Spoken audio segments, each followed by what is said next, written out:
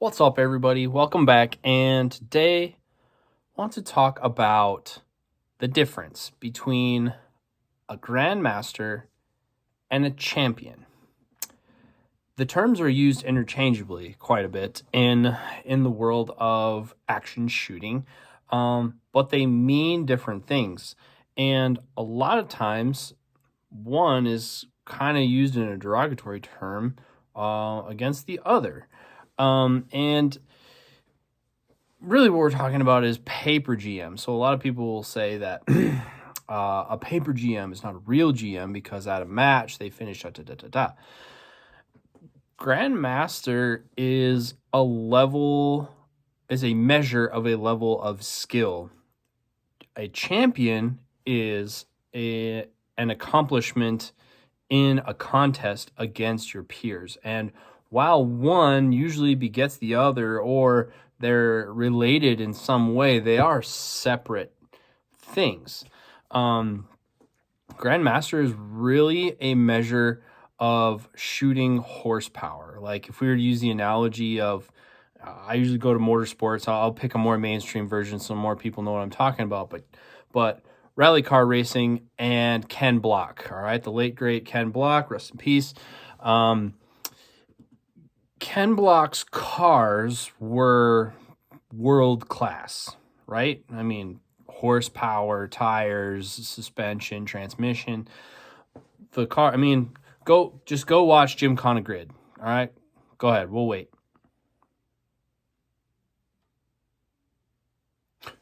Wow, right? Amazing.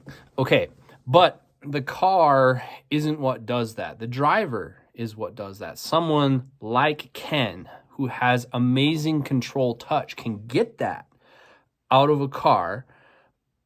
He needs a certain type of car to do what he does at a high level, but the car doesn't make him and he doesn't make the car. He can push a car to its limit with what he knows and what he can do, his hand-eye coordination, his control touch. But that doesn't necessarily translate directly into racing, right? Racing, you need to have all those skills and you have to apply racecraft, all right? Similar to a match. A match isn't a straight up measure of people's shooting skills. It's a measure of people's shooting skills applied to a new problem, because at matches, stages are fresh. Supposedly, people haven't seen them before.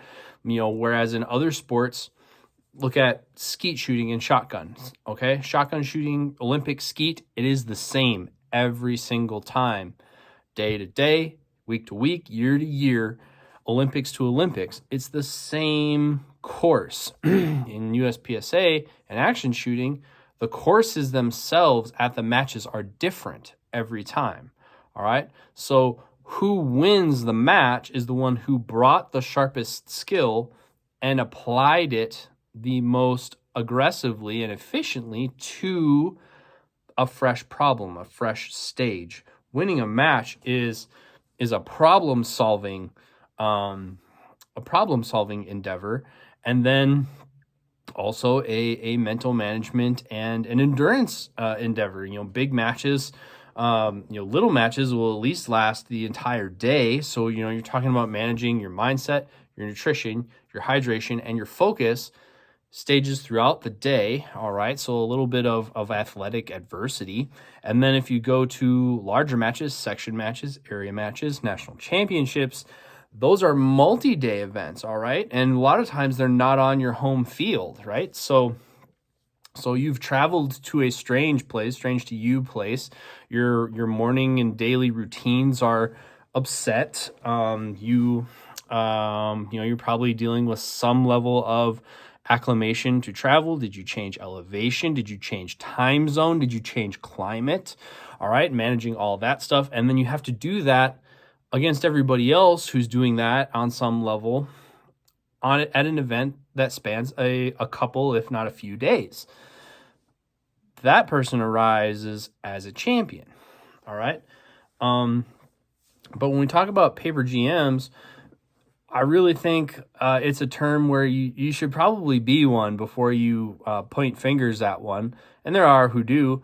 But most people who use that term are using it as a derogatory term against someone that has achieved higher than them. And they're trying to justify why they haven't achieved that high level. People who criticize you rarely have accomplished what you've accomplished. All right. So when they look at somebody like, well, he's a GM, but he finished his 85% at an area match. It's like, okay, well, who else showed up to that area match and how well did they do? Because a classification system is a standardized set of courses and a standardized threshold that a person landed in a certain level of proficiency at. But so you have to be in the top 5% of the sport in the world to get Grandmaster on a classifier. But that's a fixed goal, all right? They've set 100%, and what that means, you have to fall within that range. At a match, a 100% is whoever did it the best. And if whoever did it the best does substantially better, everyone else is going to fall way down the list. So being a GM means you're in the top, you're in the 95th percentile, you're in the top 5% of the sport. But in that 5%, you have also the outliers, all right? So in the top 5%, you know, as an example, you got me on the bottom. I'm at like a 95.1, all right? I made it in, but I'm just over the threshold. On the other end of the spectrum, you got Christian Seiler, all right? Casey Eusebio, JJ Racaza. I mean, those guys, they're at a high level. They're not 5% away from me. They are, you know, if we look at the bell curve, the parabolic curve of performance, they are on that outlier tail, all right?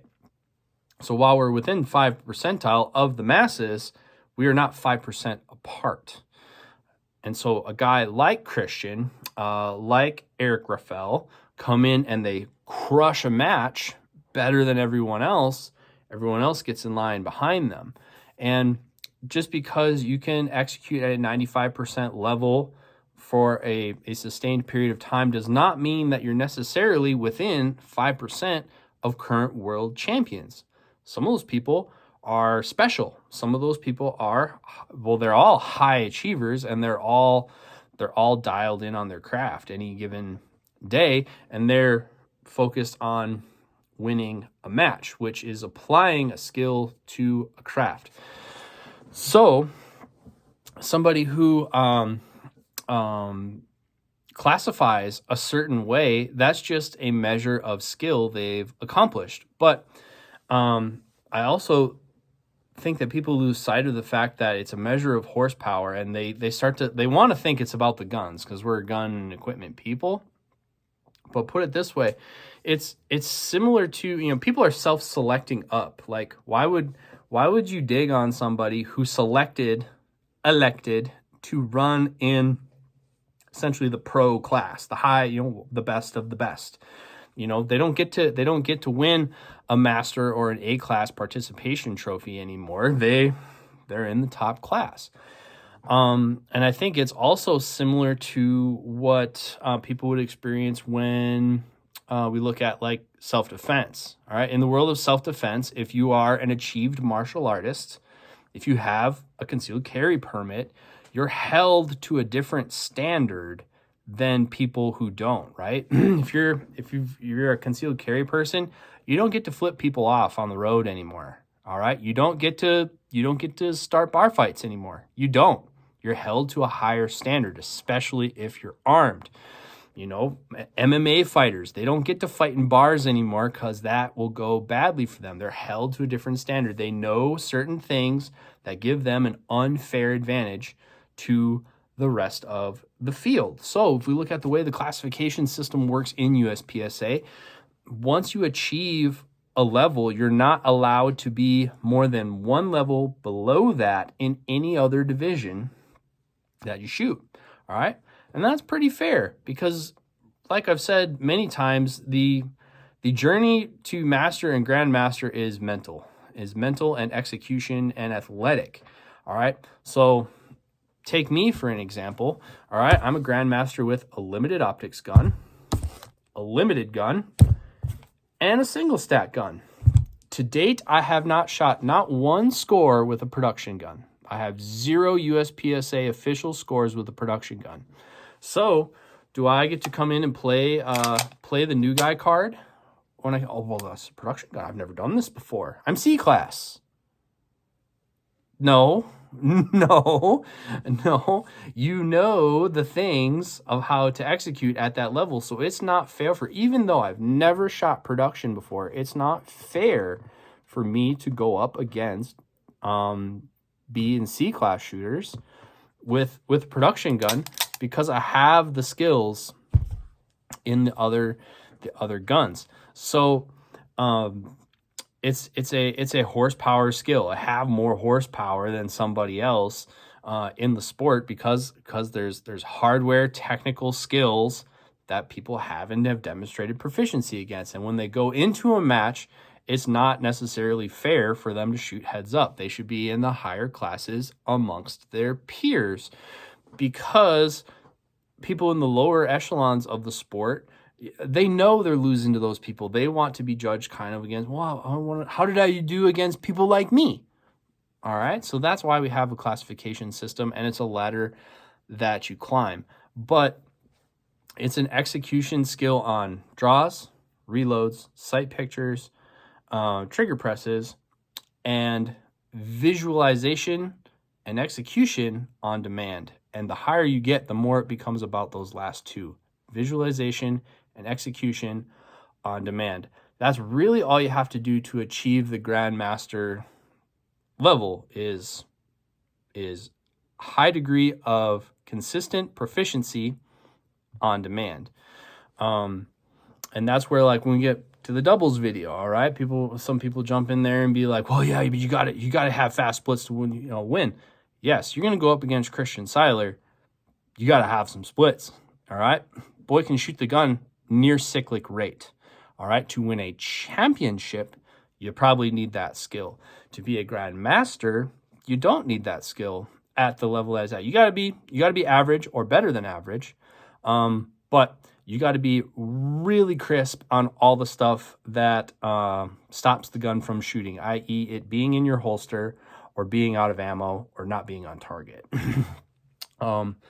But that differentiates the two. Now, you can achieve Grandmaster through match execution, right? And I would say that's probably the more prestigious way to do it. Similar to in hunting, I would say that someone who is an archery deer hunter is probably a higher level outdoorsman than someone who strictly does it with a rifle. I just would. All right. Nothing against the guy that uses a rifle. I shoot a rifle. I would rather shoot a rifle. But people who have perfected the craft to get close enough to a game animal to shoot them with a bow and arrow, they're on a different level. And if you give that person a rifle, they're probably even more effective than a person who just hunts with a rifle. I'm just saying, as an analogy. Don't get the two mixed up. Classification is a measure of your technical skills. Championships and match finishes are a measure of your application of your skill, your problem-solving ability, and your athletic management and execution throughout the course of events. While they're related, they're not the same thing. See you guys on the range soon.